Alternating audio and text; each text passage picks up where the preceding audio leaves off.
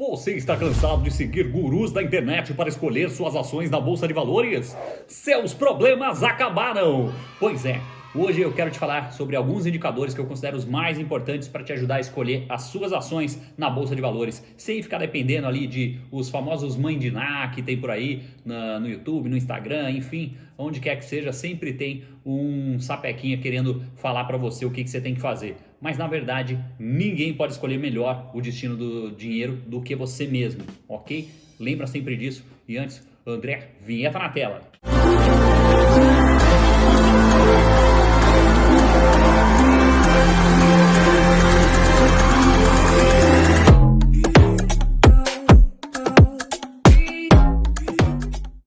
De tempos em tempos, a gente vê que surgem gurus ali da Bolsa de Valores, principalmente agora com a internet, com as redes sociais, né, tão em evidência como nunca antes tiveram. Você naturalmente tem pessoas fazendo sucesso, pessoas aparecendo mais ali e tal, às vezes acertando uma previsão ou outra de uma empresa específica, de uma ação pontual que ia cair, que ia subir.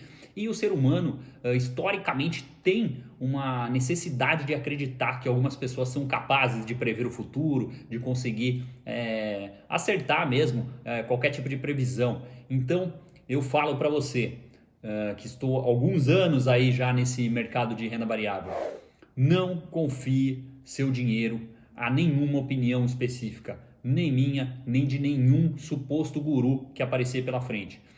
Por que isso? Ninguém consegue fazer previsões exatas na Bolsa de Valores, principalmente pensando em curto prazo ou às vezes curtíssimo prazo. O que eu chamo de curtíssimo prazo? As próximas semanas ou os próximos meses, e curto prazo seriam ou os próximos meses ou 1 ano, 2 anos. Isso às vezes em renda variável a gente ainda considera como curto prazo.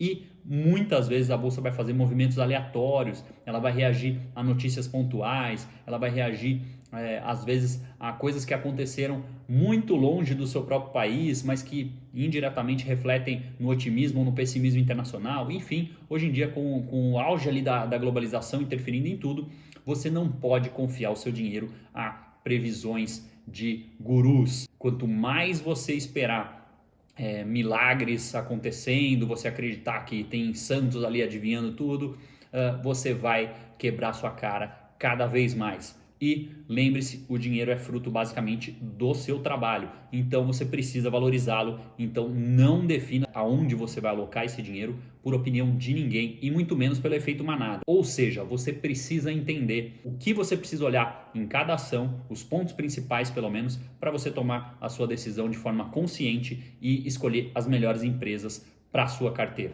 Para te passar um movimento básico de escolha de ações, eu quero te falar o que eu particularmente olho para me ajudar a definir as minhas ações. É óbvio que não existe um número de ações X ou Y que você tenha que ter na sua carteira. O que importa é que você tenha um mínimo de diversificação e, sinceramente, também não tem um número mágico para falar qual é esse mínimo, mas eu diria pelo menos em torno ali de umas 10 ações, não menos que isso, embora eu particularmente só no Brasil tenha mais de 20, mas isso é muito de perfil individual. Eu gosto de ter mais de uma empresa do mesmo setor, eu gosto de ter vários setores diferentes, então realmente depende de cada perfil. Mas, sinceramente, eu não sugiro para ninguém que tenha menos de 10 ações na carteira, porque eu acho que você dilui muito pouco o risco de uma delas ali não dar certo e você perder uma parte significativa do seu patrimônio. Então eu gosto de investir em pelo menos 20 empresas.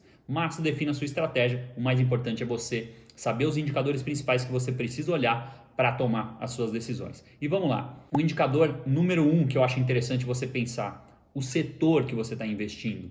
Por exemplo, o setor de turismo, aviação e tal, eu particularmente não gosto, porque uma situação pontual pode te complicar muito. Por exemplo, claro que é um exemplo extremo, mas o coronavírus mostrou isso. As ações da Azul, que custavam pré-coronavírus ali em torno de R$60, chegaram a bater menos de R$10.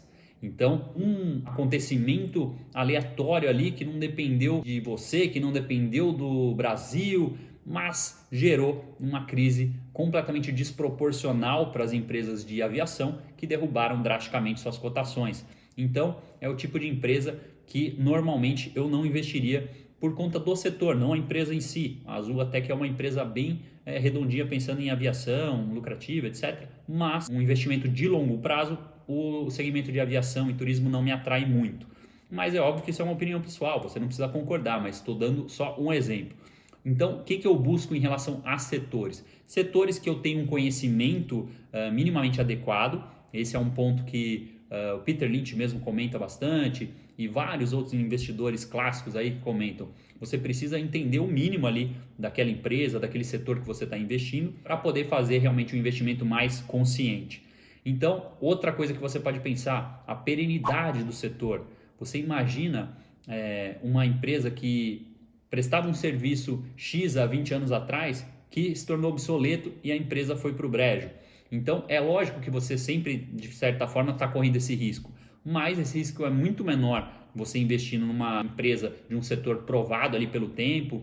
Vamos chutar aí Coca-Cola ou McDonald's, embora o McDonald's, eu como nutricionista, me deu uma dor no coração de falar para você. Mas, querendo ou não, é uma empresa que se provou no tempo. Então, muita gente, quando vai investir em ações americanas, o McDonald's é uma das ações prediletas ali, fora as de tecnologia, que o pessoal investe. Porque realmente foi provada pelo tempo, paga dividendos, etc. Então, esse é um método muito simples que você pode começar a olhar as empresas. Espera aí, esse setor, qual que eu acho que vai ser o futuro desse setor? O que a realidade de hoje mostra para mim? Então, uma análise simples, mas que já te ajuda a começar a investir com um pouco mais de segurança. Segundo critério que você precisa olhar para ajustar a sua carteira de investimentos. Você precisa tentar descobrir, através dos números dessa empresa, através do market share, que é a porcentagem que aquela empresa ocupa naquele mercado, né?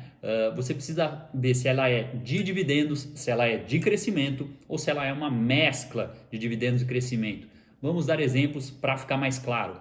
O Itaú. O Itaú é claramente uma empresa de dividendos. Ele já ocupa, né, uma posição no mercado dos bancos muito alta, muito relevante aqui no Brasil. Então, óbvio que ele tem como crescer, mas não vai ser um crescimento exponencial, um crescimento absurdo. Muito provavelmente vai ser um crescimento mais sutil, como já vem acontecendo ao longo dos anos, embora o lucro seja uma coisa estrondosa, mas não é considerado uma empresa de crescimento, é considerado uma empresa de dividendos. Inclusive, nos últimos anos, pagou uma média de dividendos anuais acima de 6%, que é muita coisa. Então, fica claramente identificada como uma empresa de dividendos. Temos também empresas que misturam dividendos e crescimento. São aquelas empresas que pagam um pouco dos seus lucros aos acionistas, mas não é um percentual tão alto, como eu acabei de dar o exemplo de Itaú, acima de 6% e tal. Às vezes vai te pagar 2% ao ano, vamos supor, de dividendos, mas ela ainda tem muito para crescer naquele mercado dela, então ela distribui pouco dos lucros, uma parte pequena daqueles lucros aos acionistas, porque a maior parte ela quer reinvestir nela mesma, para justamente poder crescer no seu mercado, para poder crescer como empresa, oferecendo novos serviços, ampliando fábrica, enfim. Tem uma série de coisas que as empresas fazem para investir nelas mesmas e com isso obter um maior crescimento no longo prazo. Então, tem empresas que mesclam um pouco dos dois e tem aquelas empresas que são basicamente empresas de crescimento, 100% de crescimento, que pagam zero dividendos, mas você observa um crescimento dos lucros, um crescimento em geral de receita, etc., muito grande, e ano a ano você vai vendo ela ocupando um pouquinho mais do market share ali daquele segmento. Enfim, tem algumas empresas bem interessantes nesse sentido que a gente consegue identificar. Por exemplo, Localweb, que estreou na bolsa nesse ano de 2020 e está com inclusive um rendimento muito interessante. Então, tem empresas que isso fica muito claro. E algumas provavelmente vão mesclar dividendos e crescimento. Também é interessante você ter esse tipo de empresa. Você não vai ter um dividendo tão alto, mas vai ganhar um pouco. E ao mesmo tempo você tem um potencial interessante naquela ação. Então, eu sou a favor de você ter esses 3 tipos de empresas na sua carteira. Você só precisa identificar o quantos percentualmente você quer de cada uma, para te ajudar a compor o número de empresas e quais delas você vai querer ter na sua carteira diversificada. Mais um indicador muito importante para você observar quando vai investir numa empresa, que é o endividamento. Sim, toda empresa grande costuma ter uma dívida significativa ali, mas ela tem que ser uma dívida de certa forma controlada. O que a gente chama de dívida controlada? Geralmente, um indicador básico que você pode olhar é a dívida líquida sobre o EBITDA. E esse número não pode ser superior a 2,5 vezes, 3 vezes. Se essa dívida líquida é maior do que 3 vezes o EBITDA, você provavelmente vai estar se arriscando um pouquinho mais. Não é claro que você não possa investir naquela empresa, mas saiba que o endividamento dela está um pouquinho acima da média que geralmente o mercado gosta de observar. É importante dizer também que isso tem uma certa limitação. Por exemplo, as empresas do setor elétrico historicamente têm uma dívida maior do que a média por conta da previsibilidade de receita que eles têm, diferente da maioria das empresas. Então, geralmente são contratos muito longos, a receita não varia tanto.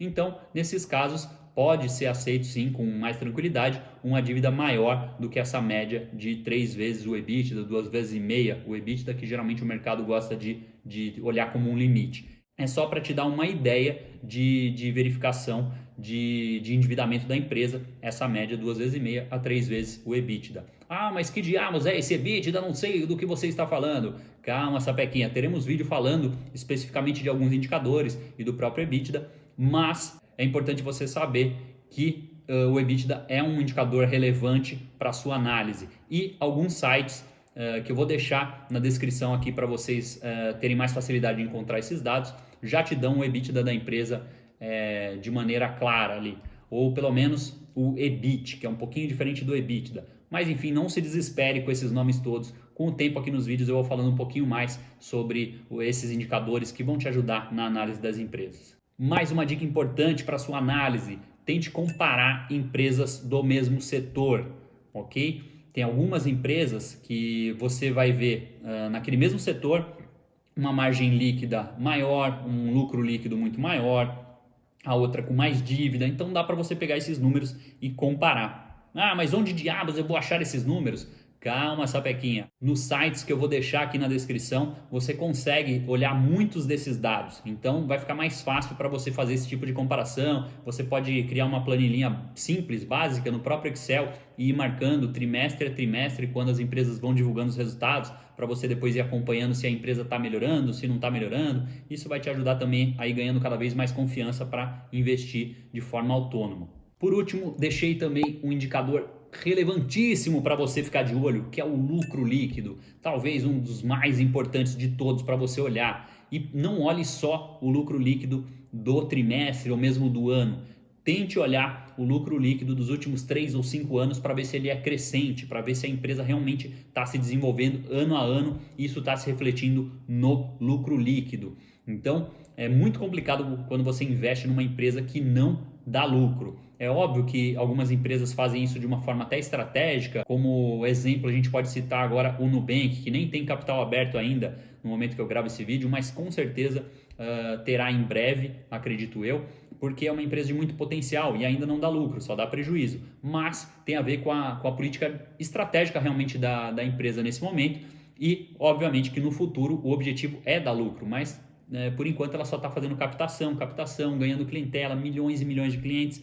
E depois, em um certo momento, ela vai se ajustando para buscar o objetivo principal de toda a empresa, que é, obviamente, gerar lucro. Então, você precisa entender um pouquinho isso, mas o grosso da sua carteira, por segurança, deve ser composto por empresas que já dão lucro, que dão lucro líquido e de preferência crescente nos últimos 3 ou 5 anos. Assim você vai ganhando muito mais segurança das empresas que você está investindo. Não está fazendo muitas apostas no futuro, não está precisando fazer muitas conjecturas de cenário para a empresa realmente conseguir atingir um potencial X ou Y. Ela já atinge nesse momento e você simplesmente está fazendo, entre aspas, uma aposta numa continuidade daquele crescimento que já vem acontecendo todo ano. Vale a pena dizer também que tem muitos outros indicadores importantes que você deve estudar e deve aprender para olhar quando for fazer os seus investimentos nas empresas, como, por exemplo, governança. Ah, mas o que é a governança? É basicamente o quanto você enxerga que aquela empresa cuida dos seus acionistas minoritários,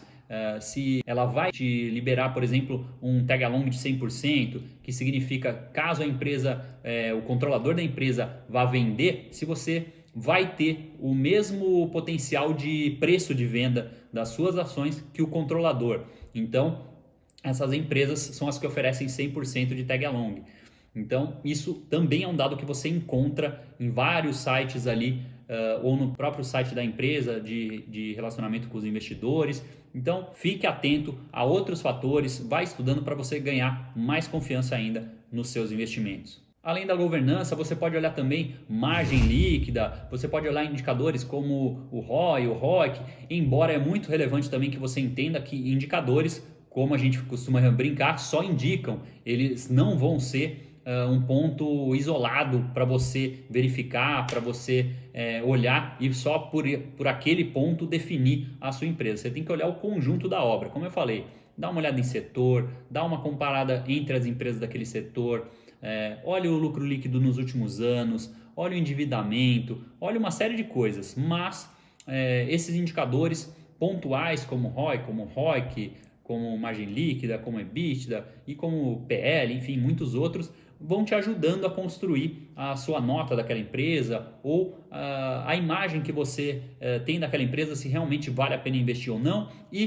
quantos % da sua carteira você quer alocar naquela determinada empresa, ok? Esse foi um vídeo inicial para te ajudar a escolher melhor as suas ações, pelo menos ter uma base geral para escolher melhor suas ações e não ficar dependendo de nenhum guru. Não se engane, eu vi nessa crise do coronavírus economista com mais de 20 anos no mercado falando um monte de besteira, falando que quem comprasse ações naquele momento ali de em torno de 70, 75 mil pontos, quando já tinha retomado um pouco a bolsa, que era só o pulo do gato morto, que a bolsa ia despencar provavelmente mais até do que o primeiro tombo lá dos 63 mil pontos. E você vê, estamos já no mês de setembro e ainda isso não aconteceu. Ou seja, o pessoal tenta ficar adivinhando o que vai acontecer na bolsa no curto prazo e às vezes até de médio prazo, mas não passa de um chute. Mesmo que a pessoa tenha mais de 2 décadas ali, ela está sujeita a erro.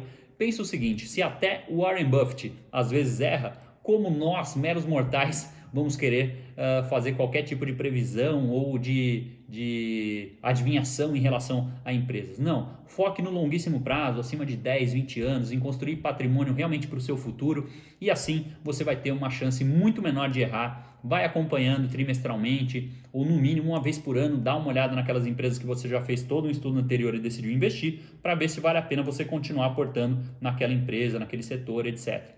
Certo? Então, por hoje é isso, ficamos por aqui, espero que você tenha gostado, se gostou deixa aquele like maroto para mim, se não gostou reclama no Procon, não me enche os pacovar e se ainda não é inscrito aqui no canal, se inscreve aí, não custa nada e ajuda para o YouTube mostrar que a gente tem relevância e acabar direcionando esse vídeo para mais pessoas. Nos vemos no próximo vídeo, te aguardo lá, lembre-se, não existe atalho, até a próxima.